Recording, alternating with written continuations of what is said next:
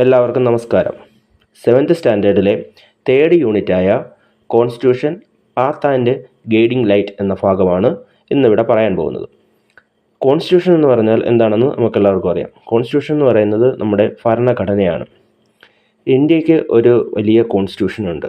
ആ കോൺസ്റ്റിറ്റ്യൂഷൻ അനുസരിച്ചാണ് ഇന്ത്യയുടെ ഭരണങ്ങളെല്ലാം നടത്തിക്കൊണ്ടിരിക്കുന്നത്. അപ്പോൾ ആ ഇന്ത്യയുടെ കോൺസ്റ്റിറ്റ്യൂഷൻ തയ്യാറാക്കുന്നതിലേക്ക് നയിച്ചിട്ടുള്ള ഘടകങ്ങളും കോൺസ്റ്റിറ്റ്യൂഷനിൽ എന്തൊക്കെയാണ് പറഞ്ഞിരിക്കുന്നതും കോൺസ്റ്റിറ്റ്യൂഷൻ്റെ പ്രാധാന്യം എന്താണെന്നുമാണ് നമ്മുടെ ഈ യൂണിറ്റിൽ പ്രധാനമായിട്ടും ചർച്ച ചെയ്യാൻ പോകുന്നത്. അപ്പോൾ നമ്മുടെ പുസ്തകത്തിൻ്റെ പേജ് നമ്പർ 39 ഭാഗത്താണ് constitution path and guiding light എന്നുള്ള 3rd യൂണിറ്റ് ആരംഭിക്കുന്നത്. അപ്പോൾ അതിലാദ്യമേ നമ്മൾ ആ പേജ് തുറക്കുമ്പോൾ തന്നെ കാണുന്നത് മഹാത്മാഗാന്ധിയുടെ യങ് ഇന്ത്യ എന്ന് പറയുന്ന 1931 ഇറങ്ങിയ യങ് ഇന്ത്യ എന്ന് പറയുന്ന ഇതിൽ എഴുതിയിരിക്കുന്ന ഒരു ലേഖനമാണ്. അപ്പോൾ അത് നിങ്ങൾക്ക് വായിച്ചു നോക്കിക്കഴിഞ്ഞാൽ ഗാന്ധിജിക്ക് കോൺസ്റ്റിറ്റ്യൂഷനുമായിട്ട് ബന്ധപ്പെട്ട് എന്താണ് അദ്ദേഹത്തിൻ്റെ വീക്ഷണം, അദ്ദേഹത്തിൻ്റെ അതിനെപ്പറ്റിയുള്ള ഒരു വിലയിരുത്തൽ എന്താണ്, എങ്ങനെയായിരിക്കണം കോൺസ്റ്റിറ്റ്യൂഷൻ എന്നതാണ് അതിൽ വ്യക്തമാക്കിയിരിക്കുന്നത്. അപ്പോൾ അത് നിങ്ങൾക്ക് വേണ്ടിയിട്ട് ഞാൻ ഒന്ന് മലയാളത്തിൽ അവതരിപ്പിക്കാം. അത് മലയാളത്തിൽ വായിക്കുന്നത് നിങ്ങൾക്ക് ആ പുസ്തകത്തിലേക്ക് നോക്കിക്കഴിഞ്ഞാൽ അതിൻ്റെ ഇംഗ്ലീഷ് ഭാഗം കാണാൻ സാധിക്കുന്നതാണ്. അതിൻ്റെ മലയാളം എന്ന് പറയുന്നത്: എല്ലാ പ്രതിസന്ധികളിൽ നിന്നും രക്ഷാകർതൃത്വത്തിൽ നിന്നും ഇന്ത്യയെ മോചിപ്പിക്കുന്ന ഒരു ഭരണഘടനയ്ക്കായി ഞാൻ പരിശ്രമിക്കും. ഏറ്റവും ദരിദ്രരായ മനുഷ്യർക്ക് രാജ്യത്തെ രൂപപ്പെടുത്തുന്നതിൽ കാര്യക്ഷമമായ ശബ്ദമുണ്ടാവുകയും രാജ്യം അവരുടേതാണെന്ന് അവർക്ക് തോന്നുകയും ചെയ്യണം. ഉച്ചനീചങ്ങളില്ലാത്ത എല്ലാ സമുദായക്കാരും തികഞ്ഞ സൗഹാർദ്ദത്തോടെ ജീവിക്കുന്ന ഇന്ത്യക്കായാണ് എൻ്റെ പരിശ്രമം. തൊട്ടുകൂടായ്മയുടെയും ലഹരി വസ്തുക്കളുടെയും ശാപമില്ലാത്ത ഇന്ത്യ. പുരുഷന്മാരുടെ അവകാശങ്ങൾ അതേപോലെ സ്ത്രീകൾക്കും അനുഭവിക്കാനാവുന്ന ഇന്ത്യ. അപ്പോൾ ഇതാണ് ഗാന്ധിജി അതിനകത്ത് യങ് ഇന്ത്യ എന്ന് പറയുന്ന ഇതിലെ അദ്ദേഹത്തിൻ്റെ വീക്ഷണമായിട്ട്, കോൺസ്റ്റിറ്റ്യൂഷനെ പറ്റിയുള്ള വീക്ഷണമായിട്ട് എഴുതിയിരിക്കുന്നത്. അപ്പോൾ ആ ഭാഗം നമ്മൾ വായിച്ചു കഴിഞ്ഞാൽ തൊട്ടടുത്ത പേജിലേക്ക് നമുക്ക് കടക്കാം. പേജ് നമ്പർ 40 തൊട്ടടുത്ത പേജിലേക്ക്. അപ്പോൾ അതിനകത്ത് നമുക്കവിടെ പുസ്തകത്തിൽ ചോദിച്ചിരിക്കുന്ന ഒരു ഭാഗമുണ്ട്: what idea did Gandhiji wish to have in the future constitution of India? Gandhiji ഇതിൻ്റെ ഫ്യൂച്ചറിൽ, ഭാവിയിൽ വരാൻ പോകുന്ന കോൺസ്റ്റിറ്റ്യൂഷനിൽ അദ്ദേഹത്തിൻ്റെ വീക്ഷണം എന്തൊക്കെയാണ് എന്നാണ് അവിടെ ചോദിച്ചിരിക്കുന്നത്. കുറച്ച് പോയിന്റുകൾ അവിടെ പുസ്തകത്തിൽ തന്നിട്ടുണ്ട്. 4 പോയിന്റുകളാണ് തന്നിരിക്കുന്നത്. പിന്നെ 2 പോയിന്റുകൾ നമുക്കൂടെ ചേർത്ത് എഴുതാനായിട്ട് ഭാഗം തന്നിട്ടുണ്ട്. അപ്പോൾ 4 പോയിന്റുകൾ എന്താണെന്ന് നമുക്ക് നോക്കാം. അതിലെ പോയിന്റുകൾ: ആദ്യത്തേത് സാർവജനിറ്റി, അതേപോലെ തന്നെ ഇക്വാലിറ്റി, ഫ്രെറ്റർണിറ്റി, ജെൻഡർ ജസ്റ്റിസ്. സാർവജനിറ്റി എന്ന് പറയുന്നത് പരമാധികാരം എന്നുള്ളതാണ്. നമ്മുടെ രാജ്യത്തിന് നമുക്ക് എന്തുണ്ടാവണം? ഒരു പരമാധികാരം ഉണ്ടാവണം. അതേപോലെ തന്നെ ഇക്വാലിറ്റി എന്ന് പറയുന്നത് സമത്വമാണ്. എല്ലാവർക്കും ഒരേപോലെയുള്ള, എല്ലാ ആളുകൾക്കും ഒരേപോലെ എല്ലാ വിഭവങ്ങളും അനുഭവിക്കത്തക്ക രീതിയിൽ, അല്ലെങ്കിൽ എല്ലാ കാര്യങ്ങളും ഒരേപോലെ ചെയ്യത്തക്ക രീതിയിലുള്ള ഒരു ഇക്വാലിറ്റി ഉണ്ടാണ്. ഫ്രെറ്റർണിറ്റി എന്ന് പറയുന്നത് സാഹോദര്യമാണ്. നമുക്കെല്ലാവർക്കും എന്താണ്? പരസ്പരം സാഹോദര്യത്തോടു കൂടി, സന്തോഷത്തോടു കൂടി എല്ലാ മതസ്ഥരും ഒരേപോലെ സന്തോഷത്തോടു കൂടി ജീവിക്കുന്ന ഒരു ഇന്ത്യയാണ് ഗാന്ധിജി സ്വപ്നം കണ്ടത്. അതേപോലെ തന്നെ ജെൻഡർ ജസ്റ്റിസ് ആണ്. ജെൻഡർ ജസ്റ്റിസ് എന്ന് പറയുന്നത് ലിംഗസമത്വമാണ്. ആണുങ്ങൾക്കും പെണ്ണുങ്ങൾക്കും എല്ലാം ഒരേ ജോലിക്ക് ഒരേ ശമ്പളം, ഒരേ രീതിയിലുള്ള ജീവിത രീതികൾ, ഒരേ സ്വാതന്ത്ര്യം എല്ലാം അനുഭവിക്കുന്ന രീതിയിലുള്ള ഒരു ഇന്ത്യയാണ് ഗാന്ധിജി സ്വപ്നം കണ്ടത്. ഇത്രയാണ് നമ്മുടെ പുസ്തകത്തിൻ്റെ ആദ്യ ഭാഗത്ത് തന്നിരിക്കുന്നത്: സവർണിറ്റി, ഇക്വാലിറ്റി, ഫ്രെറ്റർണിറ്റി, ജെൻഡർ ജസ്റ്റിസ്. പിന്നെ നമുക്ക് അതിൻ്റെ കൂടെ 2 പോയിന്റുകളുടെ വേണമെങ്കിൽ ചേർക്കാം. അതിലൊന്ന് നമുക്ക് ബ്രദർഹുഡാണ്. ബ്രദർഹുഡ് എന്ന് പറയുന്നത് സാഹോദര്യമാണ്. പിന്നെ ഇൻഡിവിജ്വൽ ഫ്രീഡമാണ്, വ്യക്തി സ്വാതന്ത്ര്യമാണ്, റിലീജിയസ് ഹാർമണിയാണ്, മതസൗഹാർദ്ദമാണ്. അതൊക്കെ നമുക്ക് അതിൻ്റെ കൂടെ ചേർക്കാവുന്നേ ഉള്ളൂ. നമുക്കതിനകത്ത് അങ്ങനെ വളരെ പ്രാധാന്യത്തോടു കൂടി പഠിക്കേണ്ട ഒരു ഭാഗമല്ല അത്. നമുക്ക് അതിൻ്റെ അടുത്ത ഭാഗമാണ് പ്രാധാന്യത്തോടു കൂടി പഠിക്കേണ്ടത്. അപ്പോൾ നമുക്ക് അടുത്ത ഭാഗത്തിലേക്ക് പോകാം. അടുത്തതായി നമ്മുടെ പുസ്തകത്തിൻ്റെ constitution the dream of freedom fighters എന്നുള്ള ഭാഗമാണ്. The constitution the dream of freedom fighters എന്നുള്ള ഭാഗവും നമുക്ക് ഇച്ചിരി പ്രധാനപ്പെട്ട ഒരു ഭാഗമാണ്. ആ ഭാഗത്ത് നമുക്ക് പ്രധാനമായിട്ടും പറയേണ്ട കുറച്ച് കാര്യങ്ങൾ, അല്ലെങ്കിൽ പഠിക്കേണ്ടതായിട്ടുള്ള കുറച്ച് കാര്യങ്ങളുണ്ട്. അത് നിങ്ങളൊന്ന് ശ്രദ്ധിച്ചോളുക. അതിലെ ഏറ്റവും പ്രധാനമായിട്ടുള്ളതെന്ന് പറയുന്നത് നമ്മുടെ ഫസ്റ്റ് വാർ ഓഫ് ഇൻഡിപെൻഡൻസ് എന്നുള്ളതാണ്. 1857 1857 നടന്ന ഫസ്റ്റ് വാർ ഓഫ് ഇൻഡിപെൻഡൻസ് ആണ്. അതായത് ബ്രിട്ടീഷുകാർക്കെതിരെയുള്ള ആദ്യത്തെ ഒരു മാസ് മൂവ്മെൻറ്റ്, അതായത് ബ്രിട്ടീഷുകാർക്കെതിരെ നടന്ന ഒരു സംഘടിതമായ അല്ലെങ്കിൽ ഒരു ഐക്യത്തോടു കൂടിയിട്ടുള്ള ഒരു വലിയ മൂവ്മെൻറ്റ് ബ്രിട്ടീഷുകാർക്കെതിരെ നടന്നത് ഈ പറയുന്ന 1857 നടന്ന the first war of independence എന്നറിയപ്പെടുന്ന ആ ഒരു സമരമാണ്. അപ്പോൾ അതാണ് നമുക്ക് അതിനകത്ത് ഏറ്റവും പ്രധാനമായിട്ട് അല്ലെങ്കിൽ ആദ്യമായിട്ട് പഠിക്കേണ്ടത്. Which is the first mass movement against the British rule എന്ന് നമുക്കൊരു ചോദ്യം വന്നു കഴിഞ്ഞാൽ നമുക്ക് അതിൻ്റെ ഉത്തരം എഴുതണം. അത് ഫസ്റ്റ് വാർ ഓഫ് ഇൻഡിപെൻഡൻസ് ആണ്, 1857 ആണ്. അതിന് ഇയറും കൂടെ നമ്മൾ കൃത്യമായിട്ടും ഓർത്തിരിക്കണം. അപ്പോൾ ഒന്നാമത്തെ ചോദ്യം ഇതാണ്, which is the first mass movement against the British rule എന്നുള്ളത്. അപ്പം ബ്രിട്ടീഷ് റൂളിനെതിരെ നടന്ന ആദ്യത്തെ മാസ് മൂവ്മെൻറ്റ് എന്ന് പറയുന്നത് first war of independence in 1857 ആണ്. അപ്പോൾ അതിൻ്റെ ഇമ്പാക്റ്റ് എന്താണ്? അതായത് അങ്ങനെ ഒരു സമരം നടന്നത്, സത്യത്തിൽ ആ സമരം എന്താണ്, പരാജയപ്പെട്ടു പോവുകയാണ് ചെയ്തത്. എങ്കിൽ പോലും ആ ഫസ്റ്റ് വാർ ഓഫ് ഇൻഡിപെൻഡൻസിന് ഒരു ഇമ്പാക്റ്റ് ഉണ്ട്, അതിനൊരു പരിണത ഫലമുണ്ട്. അതെന്ന് പറയുന്നത് നമുക്ക് ഒരു സെൻസ് ഓഫ് നാഷണലിസം നമ്മളിൽ ഉണ്ടായി. എന്ന് വെച്ചാൽ ഇന്ത്യ എന്ന് പറയുന്നത് പല നാട്ടുരാജ്യങ്ങളും ചേർന്ന് ഭരിക്കുന്ന അല്ലെങ്കിൽ പല നാട്ടുരാജ്യങ്ങളുണ്ടായിരുന്ന ഒരു ഭാഗമാണ്. അത് ഈസ്റ്റ് ഇന്ത്യ കമ്പനി വന്ന് നാട്ടുരാജ്യങ്ങളെയൊക്കെ പിടിച്ചടക്കി ഒരു ഭരണം നടത്തിക്കൊണ്ടിരിക്കുന്ന സമയത്താണ് ഈ ഫസ്റ്റ് വാർ ഓഫ് ഇൻഡിപെൻഡൻസ് ഉണ്ടാകുന്നത്. അപ്പോൾ അതോടുകൂടി നമ്മൾ എല്ലാവരും ഇന്ത്യക്കാരാണ്, നമുക്കൊരു നാഷണലിസം, അതായത് നമ്മളൊരു ദേശത്തിൻ്റെ ഭാഗമാണ് എന്നൊരു തോന്നൽ നമ്മളിലൊക്കെ ഉണ്ടാവാനുള്ള ഒരു കാരണമുണ്ടായി. കാരണം ഈ ഫസ്റ്റ് വാർ ഓഫ് ഇൻഡിപെൻഡൻസ് ആണ്. അപ്പോൾ അതാണ് അതിൻ്റെ ഒരു പ്രധാനപ്പെട്ട ഇമ്പാക്റ്റ് എന്ന് പറയുന്നത്. അപ്പം ഫസ്റ്റ് വാർ ഓഫ് ഇൻഡിപെൻഡൻസിൻ്റെ ഇമ്പാക്റ്റ് എന്താണെന്ന് ചോദിച്ചു കഴിഞ്ഞാൽ നമുക്ക് എഴുതാൻ പറ്റും, the movement helped the people to develop a sense of nationalism based on religious harmony. അതായത് മതസൗഹാർദ്ദത്തോടു കൂടിയിട്ടുള്ള ഒരു സെൻസ് ഓഫ് നാഷണലിസം നമുക്ക് ഉണ്ടാകാൻ എന്താണ് ഫസ്റ്റ് വാർ ഓഫ് ഇൻഡിപെൻഡൻസ് കാരണമായിട്ടുണ്ട്. അപ്പം ഞാൻ രണ്ടാമത്തെ ഒരു പ്രധാനപ്പെട്ട ഭാഗമായിട്ട് കാണുന്ന ഏതാണ്, ഇമ്പാക്റ്റ് ആണ്. ഫസ്റ്റ് വാർ ഓഫ് ഇൻഡിപെൻഡൻസിൻ്റെ ഇമ്പാക്റ്റ് എന്താണെന്ന് ചോദിച്ചു കഴിഞ്ഞാൽ അത് നമ്മൾ അറിഞ്ഞിരിക്കണം. അതിൻ്റെ ഇമ്പാക്റ്റ് എന്ന് പറയുന്നത് ആ ഒരു വാക്ക് ഓർത്തിരുന്നാലും മതി. എന്താണ്, develop a sense of nationalism based on religious harmony എന്ന് പറയുന്നതാണ്. അപ്പം this movement helped the people to develop a sense of nationalism based on religious harmony. അങ്ങനെ ഫസ്റ്റ് വാർ ഓഫ് ഇൻഡിപെൻഡൻസ് എന്ന് പറയുന്നത് ഒരു പരാജയമായിരുന്നെങ്കിൽ പോലും ഇങ്ങനെ ഒരു സെൻസ് ഓഫ് നാഷണലിസം നമുക്ക് ഉണ്ടാക്കാനുള്ള ഒരു കാരണമായത് മാറി. അങ്ങനെ നമ്മുടെ പ്രാദേശികമായിട്ട് ചില സംഘടനകൾ ബ്രിട്ടീഷുകാർക്കെതിരെ അല്ലെങ്കിൽ ഫോറിനേഴ്സിനെതിരായിട്ടുള്ള അവരുടെ ആധിപത്യത്തിനെതിരായിട്ട് പ്രാദേശികമായിട്ട് ചില ഓരോ പ്രദേശത്ത്, ഇപ്പം നമുക്ക് ഓരോ സംസ്ഥാനങ്ങളിൽ അങ്ങനെയൊക്കെ പ്രാദേശികമായിട്ട് ചില സംഘടനകൾ രൂപീകൃതമായി. ആ സംഘടനകളുടെ പേര് അത് നമുക്ക് പ്രധാനമായിട്ടൊന്ന് മനസ്സിലാക്കി വെക്കേണ്ടതാണ്. അതായത് റീജിയണൽ ഓർഗനൈസേഷൻ ഏതൊക്കെയാണ്? അതിലെ 3 റീജിയണൽ ഓർഗനൈസേഷനാണ് നമുക്ക് പുസ്തകത്തിൽ പറഞ്ഞിട്ടുള്ളത്. അത് ഒന്ന് ഇന്ത്യൻ അസോസിയേഷൻ, രണ്ടാമത്തേത് മദ്രാസ് നേറ്റീവ് അസോസിയേഷൻ, മൂന്നാമത്തേത് പൂനെ സാർവജനിക് സഭ എന്ന് പറയുന്നത്. അപ്പോൾ ഈ 3 റീജിയണൽ ഓർഗനൈസേഷനുകളെ നമ്മൾ കൃത്യമായി ഓർത്തു വെക്കുക. അത് റീജിയണൽ ഓർഗനൈസേഷൻ ഉണ്ടാവാനുള്ള കാരണം എന്ന് പറയുന്നത് നമ്മുടെ ഫസ്റ്റ് വാർ ഓഫ് ഇൻഡിപെൻഡൻസ് ആണ്. അതിനുശേഷമാണ് ഈ റീജിയണൽ ഓർഗനൈസേഷൻസ് ഉണ്ടായിട്ടുള്ളത്. അപ്പം ബ്രിട്ടീഷുകാർക്കെതിരെ അല്ലെങ്കിൽ വിദേശ ശക്തികൾക്കെതിരായിട്ടുണ്ടായിട്ടുള്ള റീജിയണൽ ഓർഗനൈസേഷൻ ഏതൊക്കെയാണെന്ന് ചോദിച്ചു കഴിഞ്ഞാൽ അത് 3 എണ്ണമാണ്. Indian association, Madras native association, Pune Sarvajanik സഭ.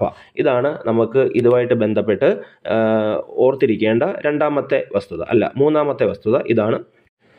ഇനി അടുത്തതായിട്ട് ഉള്ളതെന്ന് പറയുന്നത്, നമുക്ക് ഈ 3 നാഷണൽ ഓർഗനൈസേഷനൊക്കെ രൂപീകൃതമായെങ്കിൽ പോലും നമുക്കൊരു 3 പ്രാദേശികമായിട്ടുള്ള റീജിയണൽ ഓർഗനൈസേഷൻസ് ഒക്കെ ഉണ്ടായിട്ടുണ്ടെങ്കിൽ പോലും നമുക്ക് നാഷണൽ ലെവലിൽ ഒരു ഓർഗനൈസേഷൻ ഉണ്ടാകുന്നത് 1885 1885 നമുക്ക് നാഷണൽ ലെവലിൽ ഒരു ഓർഗനൈസേഷൻ ഉണ്ടാകുന്നത്. അതായത് ഈ ബ്രിട്ടീഷ് ഭരണത്തിനെതിരായിട്ട് അല്ലെങ്കിൽ ബ്രിട്ടീഷുകാരുടെ റൂള് അവസാനിപ്പിക്കുന്നതിനെതിരായിട്ടൊക്കെ നമുക്കൊരു ഓർഗനൈസേഷൻ ഉണ്ടാവുന്നത് നാഷണൽ ലെവലിൽ, അതായത് എല്ലാ ഭാഗങ്ങളെയും ഉൾപ്പെടുത്തിക്കൊണ്ടുള്ള നാഷണൽ ലെവലിലുള്ള ഒരു ഓർഗനൈസേഷൻ ഉണ്ടാകുന്നത് 1885 അതിൻ്റെ പേരാണ് ഇന്ത്യൻ നാഷണൽ കോൺഗ്രസ് എന്ന് പറയുന്നത്. അപ്പോൾ ഇന്ത്യൻ നാഷണൽ കോൺഗ്രസ് രൂപീകൃതമായത് അല്ലെങ്കിൽ എന്നാണ് അത് ഫോം ചെയ്തത് എന്ന് ചോദിച്ചു കഴിഞ്ഞാൽ ആ ഇയർ നമ്മൾ ഓർത്തിരിക്കണം, 1885 1885 ആണ് ഇന്ത്യൻ നാഷണൽ കോൺഗ്രസ് രൂപീകൃതമാവുന്നത്.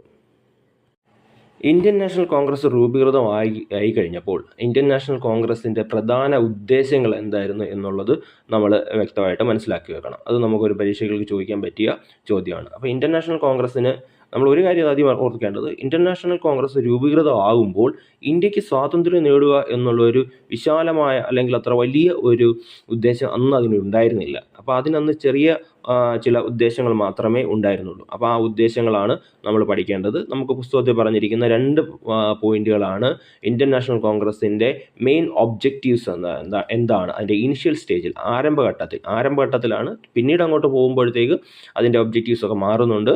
അപ്പോൾ ആരംഭഘട്ടത്തിൽ അതിൻ്റെ ഒബ്ജക്റ്റീവ്സ് എന്ന് പറയുന്നത് to bring the problems of various groups of people in India to the attention of British authorities. അപ്പോൾ എന്ന് പറഞ്ഞാൽ നമ്മുടെ ഇന്ത്യക്കാരുടെ പ്രശ്നങ്ങളൊക്കെ ബ്രിട്ടീഷ് അതോറിറ്റീസിൻ്റെ മുന്നിൽ എത്തിക്കുക എന്നുള്ളതായിരുന്നു ഒന്നാമത്തെ ലക്ഷ്യം. അതാണ് ഞാൻ പറഞ്ഞത്, to bring the problems of various groups of people in India to the attention of British authorities.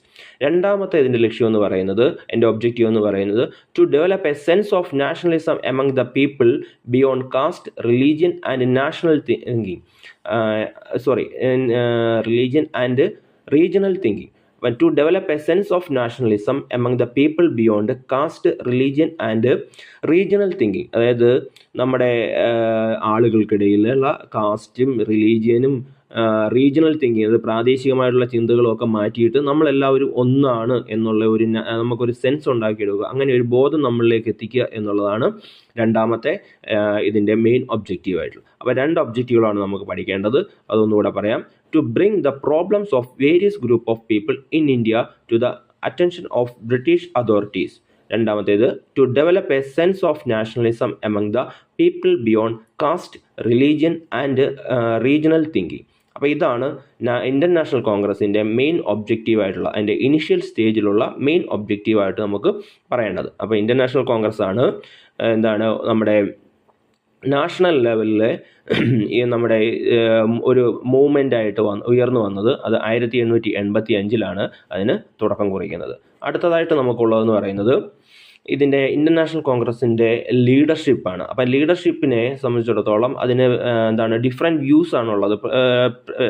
വ്യത്യസ്ത തരത്തിലുള്ള കാഴ്ചപ്പാടുകളാണ് അന്നത്തെ ഇന്ത്യൻ നാഷണൽ കോൺഗ്രസ്സിന് ഉണ്ടായിരുന്നത്. അതിൻ്റെ ആദ്യ കാലത്ത് ഇന്ത്യൻ നാഷണൽ കോൺഗ്രസിൻ്റെ ലീഡേഴ്സിനുണ്ടായിരുന്ന വ്യൂസ് എന്ന് പറയുന്നത് അത് മോഡറേറ്റ് ആണ്. മോഡറേറ്റ് എന്ന് പറയുന്നത് നമുക്കറിയാം, ഒരു മോഡറേറ്റ് രീതിയിലാണ് എല്ലാവരോടും സൗമ്യമായി ഇടപെട്ട് നമ്മൾ ഈ പറഞ്ഞതുപോലെയുള്ള ഇന്ത്യക്കാരുടെ പ്രോബ്ലംസൊക്കെ ബ്രിട്ടീഷുകാരെ അറിയിക്കുക.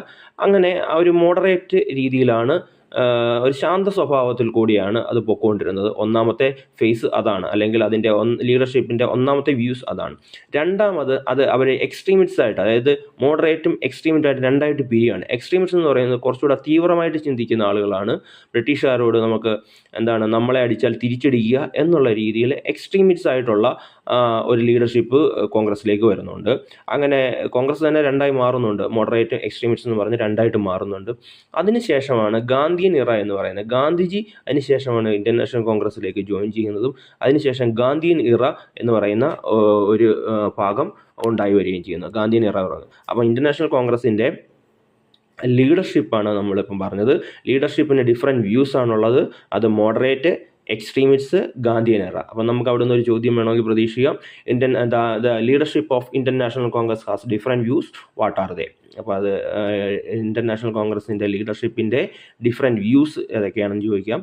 അത് മോഡറേറ്റ്, എക്സ്ട്രീമിറ്റ്സ്, ഗാന്ധിയൻ എറ എന്ന 3 വ്യൂസാണ് അതിന് ഉണ്ടായിരുന്നത് ഇന്ത്യൻ നാഷണൽ കോൺഗ്രസ്സിന്.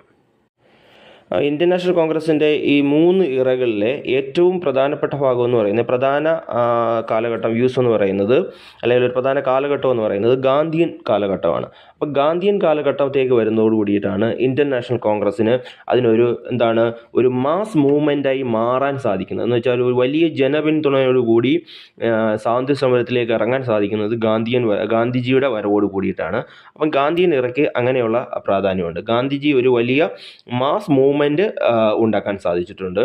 അതേപോലെ തന്നെ അദ്ദേഹത്തിൻ്റെയും ആ സമയത്തുണ്ടായിരുന്ന നേതാക്കന്മാരുടെയും കാഴ്ചപ്പാടുകൾ, അവരുടെ വ്യൂസൊക്കെ നമ്മുടെ കോൺസ്റ്റിറ്റ്യൂഷൻ്റെ അതായത് അതിൻ്റെ ഒരു നിർമ്മാണത്തിലേക്ക്, കോൺസ്റ്റിറ്റ്യൂഷൻ്റെ ഫൗണ്ടേഷനായിട്ട് മാറുന്നുണ്ട്, അതിൻ്റെ നിർമ്മാണ ഘട്ടത്തിലേക്ക് മാറുന്നുണ്ട്. അപ്പോൾ ആ വ്യൂസ് എന്തൊക്കെയാണ് എന്നുള്ളതൊരു ചോദ്യം നമുക്ക് പ്രതീക്ഷിക്കാവുന്നതാണ്. ആ ചോദ്യം നമ്മുടെ പുസ്തകത്തിൽ ഉള്ളതുമാണ്. അപ്പോൾ ചോദ്യം നമുക്കുള്ളത് പേജ് നമ്പർ 41 പേജ് നമ്പർ 41 അവിടെ ഒരു ബോക്സിലായിട്ട് റെഡ് കളർ കിടക്കുന്നുണ്ട്.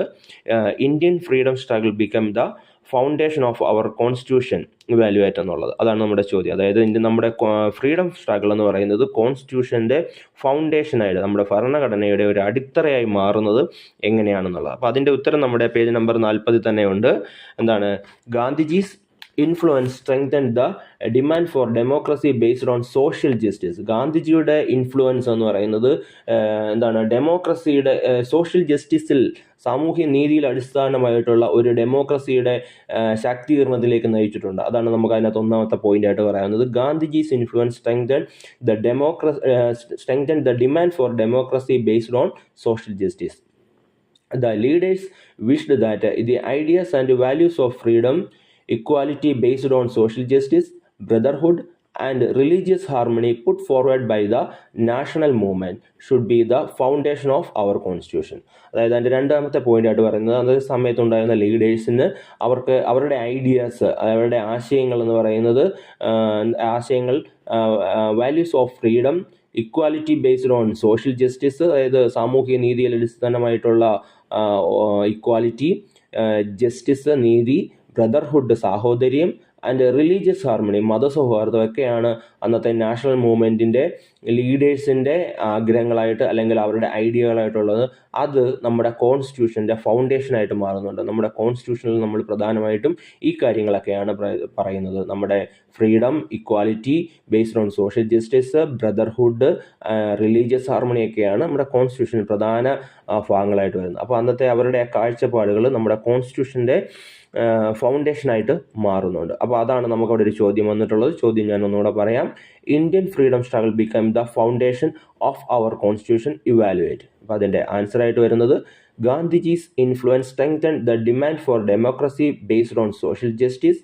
The leadership wished that the ideas and values of freedom, equality based on social justice, brotherhood and religious harmony put forward by the national movement should be the foundation of our constitution. These views influenced the framing of our constitution. അപ്പോൾ ഈ കാഴ്ചപ്പാടുകളാണ് നമ്മുടെ constitution framing നടക്കുന്നതിന്, കോൺസ്റ്റിറ്റ്യൂഷൻ്റെ നിർമ്മാണ ഘട്ടത്തിൽ അതിനെല്ലാം affect ചെയ്തിട്ടുള്ള കാര്യം.